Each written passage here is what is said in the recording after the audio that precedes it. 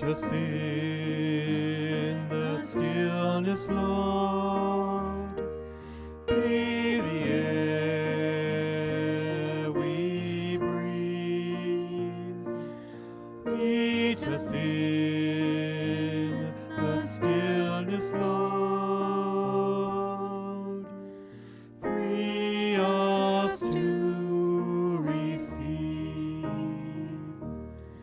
Meet us in the stillness, Lord. Be the air we breathe.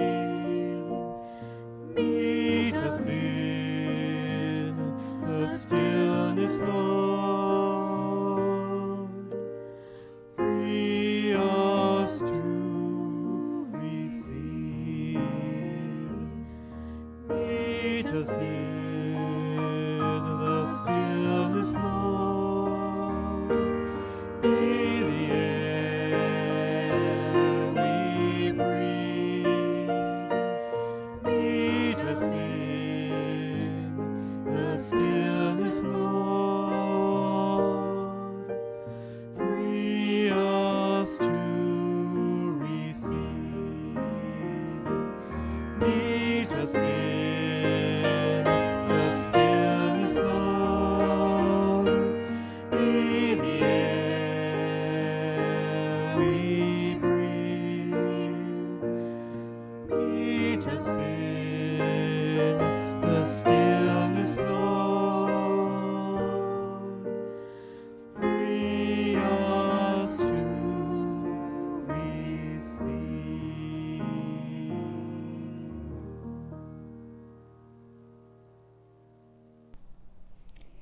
Hello, and welcome to this time of reflection for the week of November 12th to November the 18th. I want to acknowledge as we begin that I am here in my office, which is located on the traditional and unceded territory of the Coast Salish peoples, the Squamish, the Musqueam, and the Tsleil-Waututh nations. And I am very, very grateful to be able to work and to live and to serve on this land that has been stewarded from generation to generation by the Coast Salish people and their ancestors. Once there was someone who said such wonderful things and did such amazing things that people followed him. They wanted to know who he was. And once when they asked him who he was, he said, "I am the light of the world."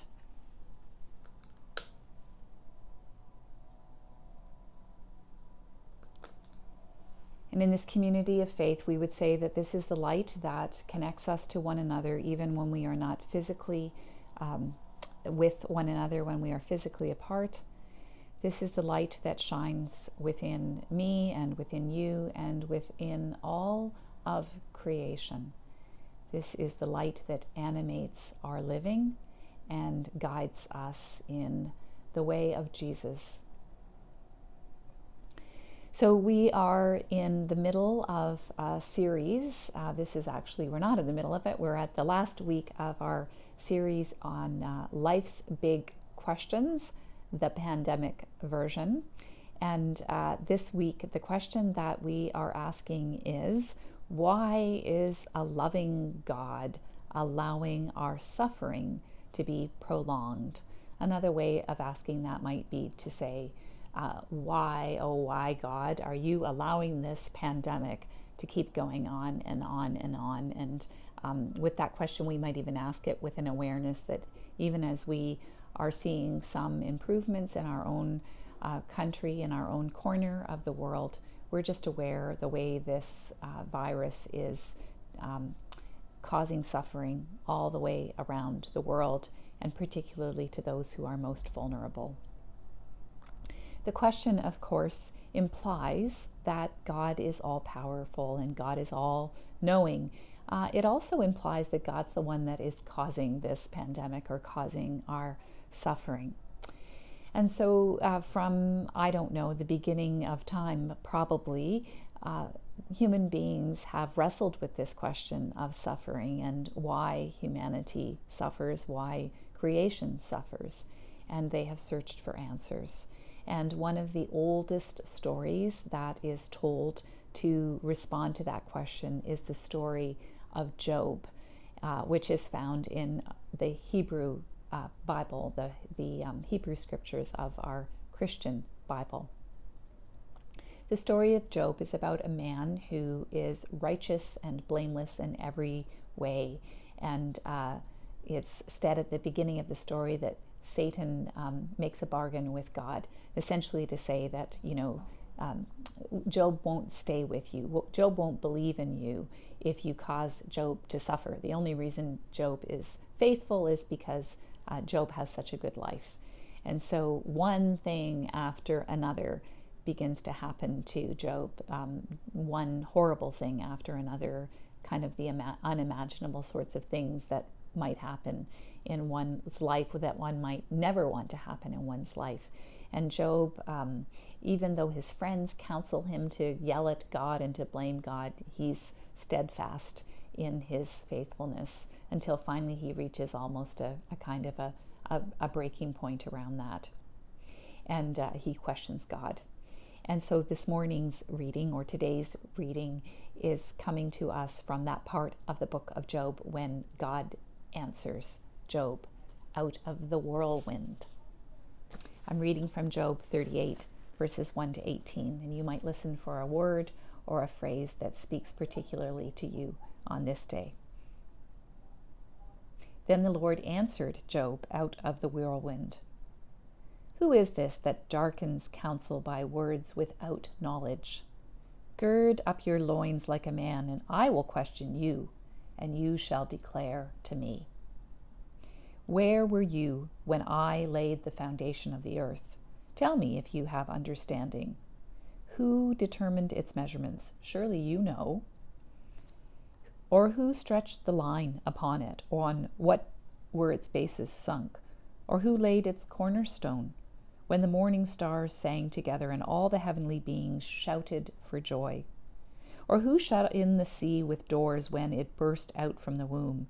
When I made the clouds its garment and thick darkness its swaddling band, and prescribed bounds for it, and set bars and doors, and said, Thus far shall you come, and no further, and here shall your proud waves be stopped. Have you commanded the morning since your days began, and caused the dawn to know its place, so that it might take hold on the skirts of the earth, or the wicked be shaken out of it? It is changed like clay under the seal, and it is dyed like a garment. Light is withheld from the wicked, and their uplifted arm is broken. Have you entered into the springs of the sea, or walked in the recesses of the deep? Have the gates of death been revealed to you, or have you seen the gates of deep darkness? Have you comprehended the expanse of the earth? Declare if you know all of this. It's a humbling moment for Job when he realizes that God is all-powerful. I don't know whether all-powerful, we've just finished saying maybe God isn't all-powerful, but that God's power is beyond our knowing. Maybe that's the best way to put it. To say that in this moment, Job is humbled by his own humanity and his awareness that he doesn't actually understand all of the mysteries of life, the mysteries of death itself. He doesn't understand how it is that the universe came into being. He has a moment of awareness that there is something bigger than him, that life is not about rewards and punishments, that suffering is caused upon us only when we do something wrong. He has an awareness that life is as it is, and part of life is the reality that there is suffering, and we don't understand the breadth and the depth of that suffering. But we can understand that there is a larger and awesome, creative power and force at work in the world.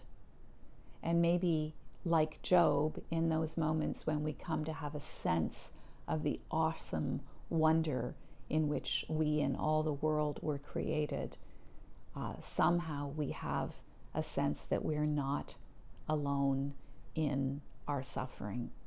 That even though our suffering is prolonged, that we are companioned in our times of suffering by a great and abiding and a life-giving force.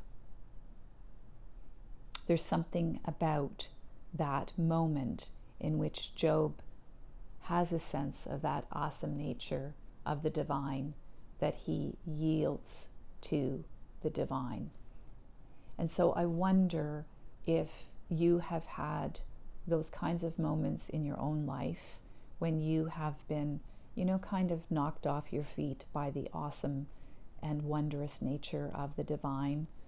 Or maybe just a moment when you realized that you are not in charge of life and death, that you had to yield to life and its mysteries, or perhaps to death and its mysteries. And somehow in the midst of that yielding, you knew that you weren't alone.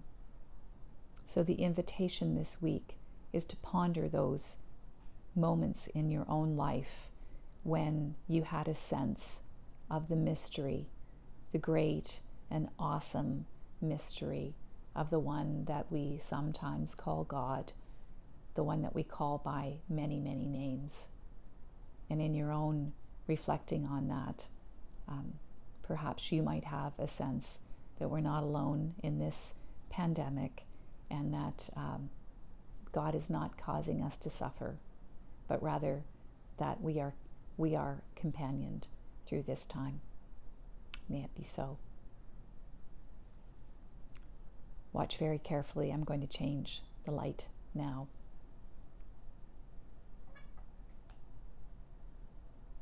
This is the way that we end our time with the children, the godly play way of changing the light, which is why we do it every time we gather in this way. So that we might know that this light that was once in one place is now in all places. It's in you and it's in me. And we're called to carry this light out into the world and to be a faithful presence to the great mystery that has created us and that holds us and tends us and carries us in our suffering. Amen.